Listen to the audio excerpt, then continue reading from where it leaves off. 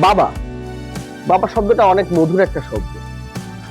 সেই বাবা কখনো চায় না তার নিজের পরিচয়ে পরিচিত হতে। বাবা সবসময় চায় তার ছেলের পরিচয়ে কিংবা তার মেয়ের পরিচয়ে বড় হতে।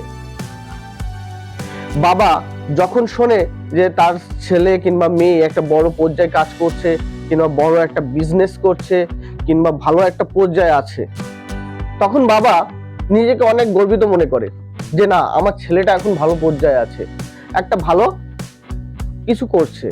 আর যখন বাবা রাস্তাতে হেঁটে যায়, তখন পাশের লোকজন যখন বলে দেখো অমুকের বাবা যাচ্ছে, সে একটা ভালো পর্যায়ে আছে, এই কথাগুলো যখন শোনে বাবা, তখন বাবার গর্ব অনুভূতি হয় তার ছেলে পেলেদের নিয়ে।